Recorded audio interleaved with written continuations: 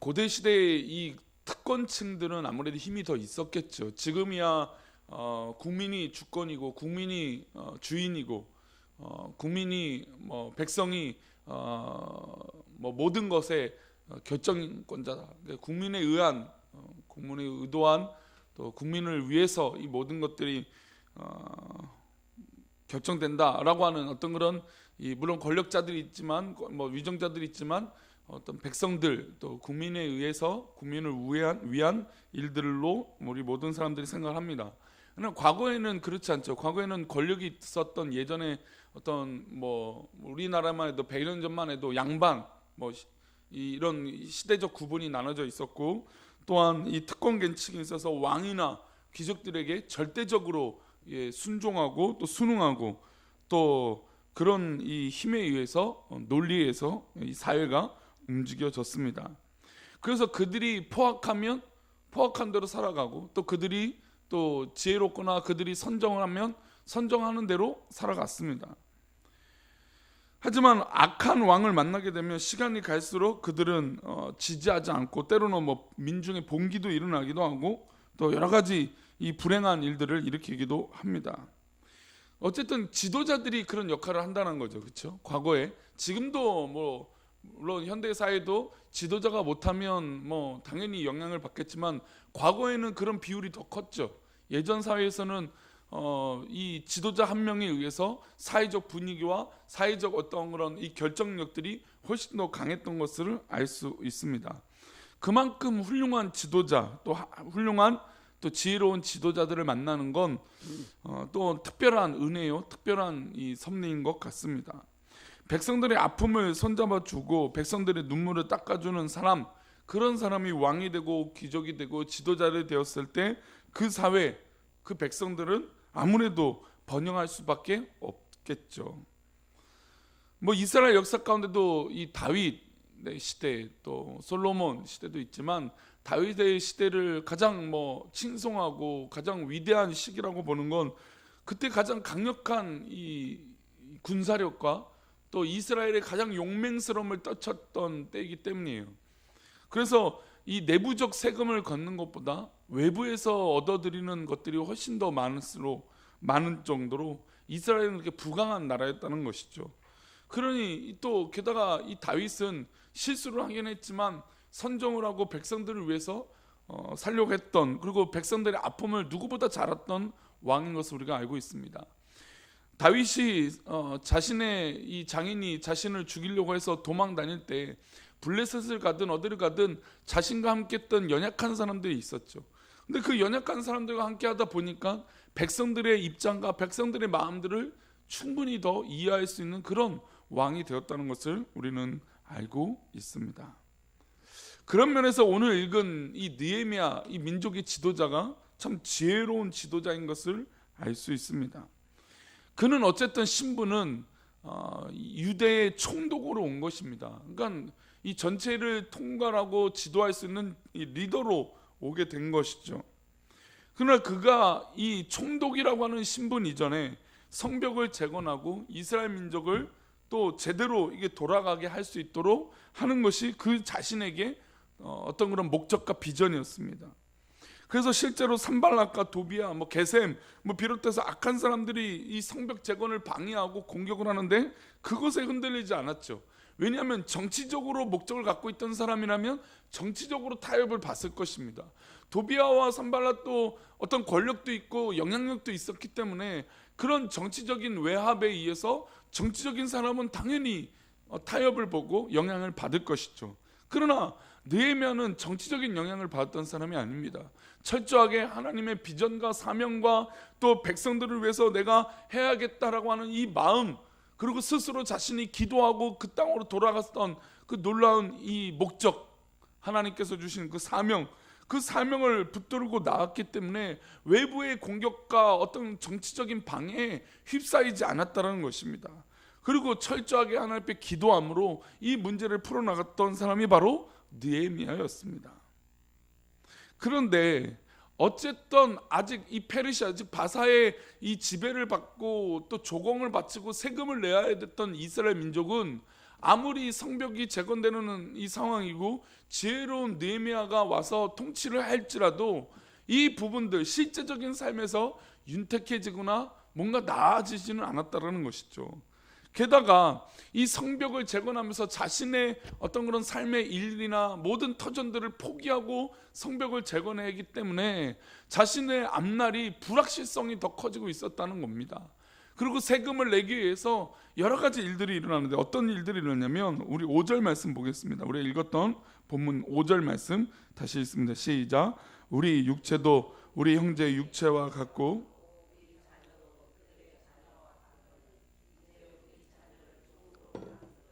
우리 딸 중에 벌써 종된 자가 있고 우리의 밭과 포도는 이미 남의 것이 되었으나 우리에게는 아무런 힘이 없도다 하더라. 지금 백성들에게는 어떤 일이 있어요? 물론 좋은 일이 있죠. 지금 성벽이라고 하는 이 재건, 놀라운 이 예루살렘 이 성이 재건이 되고 있다라고 하는 이 측면 참 감사하고 좋은 일입니다. 그러나 좋은 일이 있고 목적이 있더라도 자신의 삶이 이런 피폐함과 어려움이 있을 때 얼마나 그 마음이 갈등이 생기고 어려웠을까요? 심지어 자신의 이 세금을 낼 수가 없어서 자신의 자식을 종으로 팔아버려야 되는 너무나 참혹한 어려움.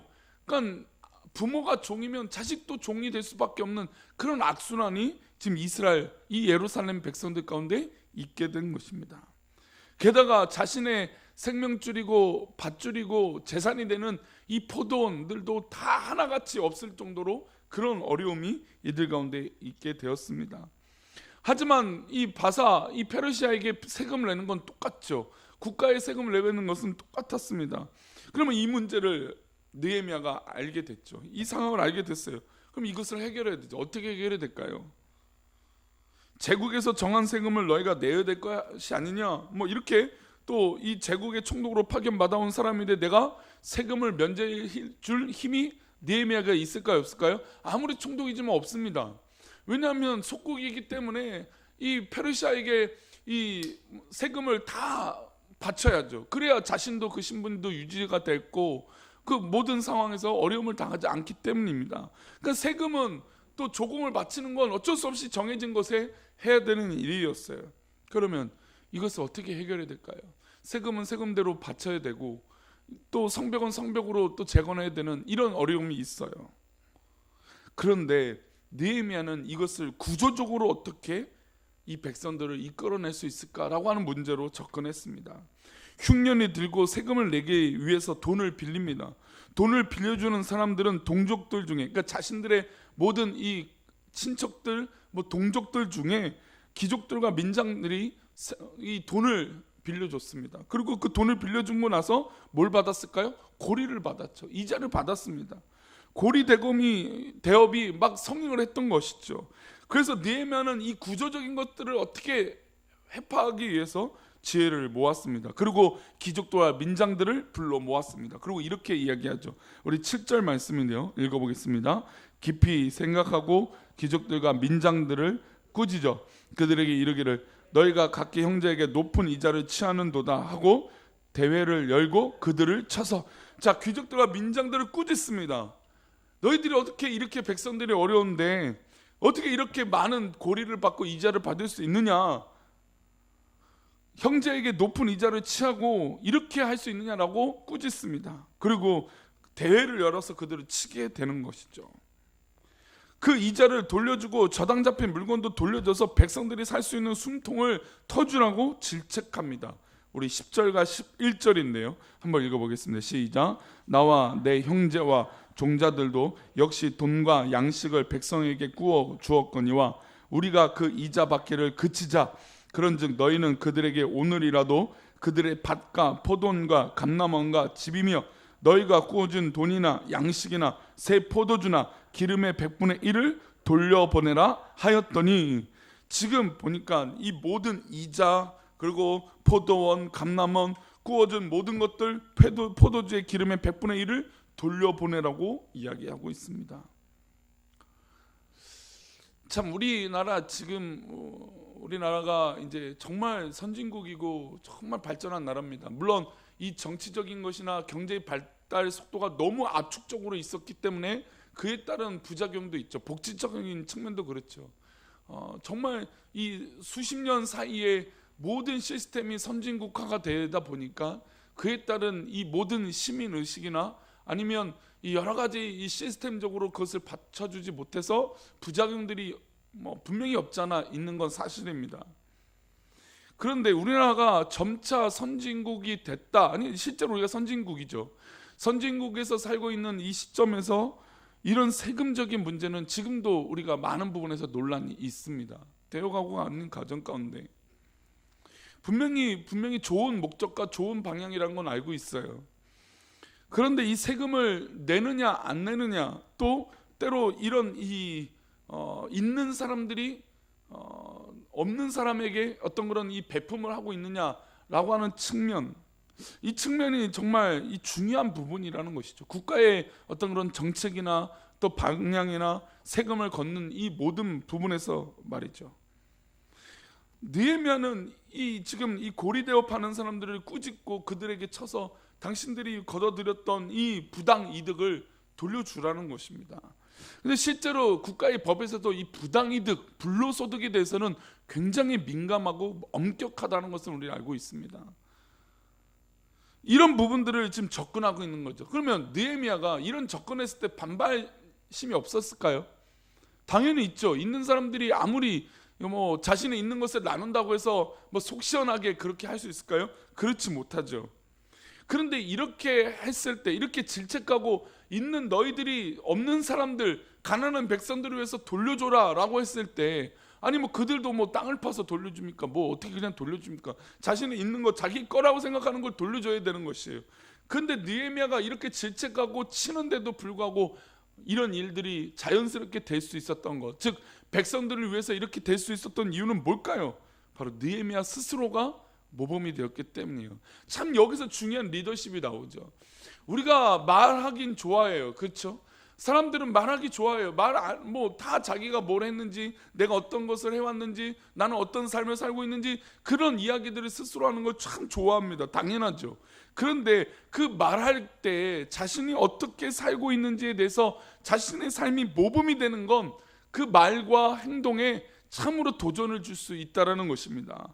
즉 말하는 것과 행동하는 것이 일치되지 않는다면 어떤 사람이 그 사람을 존경하고 그 말에 귀를 기울일 수 있겠습니까? 그렇지 못하다는 것이죠. 근데 느헤미야는 이렇게 있는 사람들, 또 귀족들, 또 이런 사람들에게 압박을 하면서 그들에게 돌려줘라 라고 얘기할 정도로 강력하게 얘기하는데, 이런 부작용이나 어떤 리더십의 공격이나 어떤 그런 분란이 일어나지 않았습니다. 왜 그러냐? 우리 14절 모범을 어떻게 보였는지 보겠습니다. 14절입니다. 읽습니다. 시작. 또한 유다 땅 총독으로 세움을 받은 때 곧 아닥사스다 왕 제20년부터 제32년까지 12년 동안은 나와 내 형제들이 총독의 녹을 먹지 아니하였느니라. 지금 느헤미야는 이 나라 백성이 어려운 걸 알고 있었어요. 어려운 걸 아니까, 힘든 것을 아니까 그가 스스로 결정을 했어요. 그리고 자신만 그런 게 아니라 나와 함께하고 있는 인척들, 친척들, 그리고 가까이 있는 사람들, 분명히 이 사람들에게도 어떤 그런 이 총독으로서 위치적인 면이 있었기 때문에 물론 이 국가의 녹을 받았겠죠. 그런데 이 녹을 전혀 형제들조차도 자신 포함해서 받지 않겠다라고 했습니다. 이렇게 하니까 이 민족의 귀족들이나 민장들이 아무 말을 못하게 되는 거죠.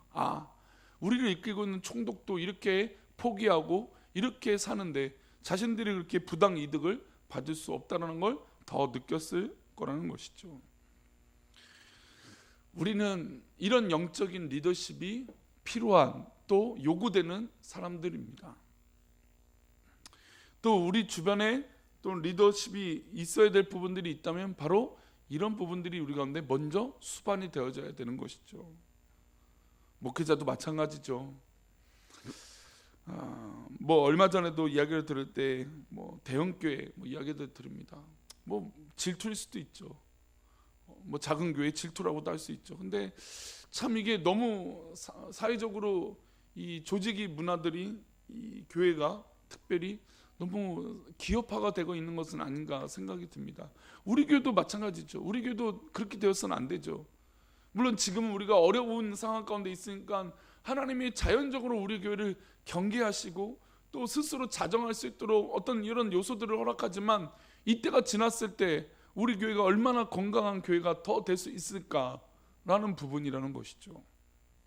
그래서 우리 모두 다 이런 마음을 가져야 돼요. 저도 당연히 그래야겠죠. 느헤미야가 이 어려운 시기를 살면서 가장 하고 싶었던 것은 자신이 총독의 녹을 먹지 않으면서 이스라엘 백성들의 삶을 돌아보기 원했다는 것입니다. 우리는 또 특별히 아침 기도에 모이신 분들은 그래도 우리 교회의 중직이고 또 열심을 내는 분들입니다. 우리들에게 요구되는 건 어려운 성도들, 어려운 사람들의 마음을 돌아보는 것에 있습니다.